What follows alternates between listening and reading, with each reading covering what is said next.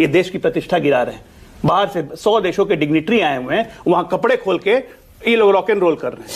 यही राहुल गांधी ने सिखाया है, सॉरी गांधी ने सिखाया है, गांधी तो है ही नहीं, उधार के गांधी हैं। मतलब आप इतने बेचैन हो चुके हैं। और भाटी जी की तारीफ करूंगा, आपने सवाल किया कुछ, ये चले गए डोनाल्ड ट्रंप पे, इनको डोनाल्ड ट्रंप याद आने लगे, इनको ट्रेड डील याद आने लगा। इनको ट्रेड डील से तो जुड़ा है मसला, एआई समिट से जुड़ा है मसला। अरे भाई एआई समिट में जो विरोध प्रदर्शन था वो ट्रेड डील को लेकर था। ट्रेड डील को लेकर था, तो एक मिनट, इसी को कहते हैं ना हंसुआ के ब्याह में खुरपी के गीत।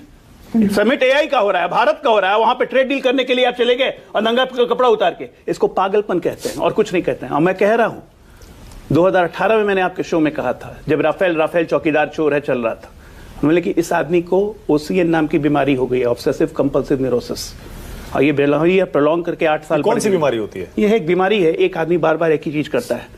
गोबेल्स को यही बीमारी लगी थी, बार बार झूठ बोलता था, सोचता था कि बार बार बोलते या लोग सच मान लेंगे। कुछ नहीं लगा, डॉक्टर है ना, इसलिए कह रहा हूं ओसीएन काम की बीमारी है। अब उसके क्या आप डॉक्टर के तौर पर ये डायग्नोसिस कर रहे हैं? बिल्कुल कर दिया था मैंने 18 में। अब मैं पॉलिटिकल नहीं कह रहा, आप पॉलिटिकल कर रहे हैं। मैं पॉलिटिकल नहीं, पर्सनल कर रहे हैं। नहीं, मैं पर्सनल नहीं कर रहा हूं। जो बीमारी लगी है वो बीमारी अब खतरनाक स्टेज ले रही है, इस खतरनाक स्टेज पे आ चुकी है कि ये देश हित का बात तो छोड़ दीजिए, ये देश का विनाश सोचने लगे, ये देश के शत्रु की तरह एक्ट कर रहे हैं।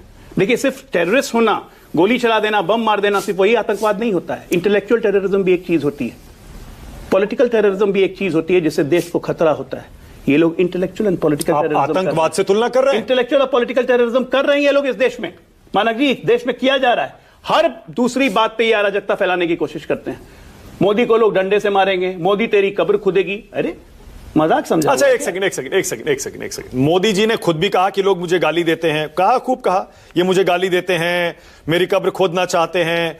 लेकिन अभी आशुतोष के साथ में कल ही डिबेट कर रहा था, आशुतोष ने कहा जितनी गंदी गालियां, जरा आशुतोष को लाइए, जितनी गंदी गालियां राहुल गांधी को दी गई हैं और खुद प्रधानमंत्री ने दी हैं, उतनी तो शायद इस देश में कभी किसी को दी ही नहीं गई। मैं चैलेंज करता हूं, एकदम आज चैलेंज करता हूं, आप आर्काइव निकलवाइए, सब कुछ निकले, आशुतोष को ही बोलता हूं। ये जितना इकोसिस्टम है ना, ये खुद राहुल गांधी या सोनिया गांधी को गाली देना चाहता है। प्रधानमंत्री ने अगर एक बार भी नाम लेकर सोनिया गांधी के बारे में कुछ बोला हो, राजनीति से इस्तीफा दे दूंगा, परमानेंट आज के बाद से डिबेट पे नहीं आऊंगा। अरे भाई, नाम लेकर दूसरी बात क्या बोला, में कह दिया, बात तो वही हुई ना। अरे कौन सी गाली दे रहे थे बताइए ना, कौन सी गाली? आप कौन सी गाली? मैं गिनवाऊं? आप एक गाली बताइए ना, कौन सी गाली? ओके, आशुतोष को लाइए। कौन सी गाली? आशुतोष, बहुत बढ़िया मौका है। आशुतोष भाई गिनवाइए, कल भी नाम ले, यहां बहस हो रही थी। नहीं, यहां पे मोदी जी को नाम लेके बोला गया, ये मोदी खून की दलाली करता है, सेना के खून की दलाली करता है, मोदी तेरी कब्र खुदेगी, या नाम ले लेके बोला गया। एक बार भी यहां पे हम लोगों ने किसी का नाम नहीं लिया।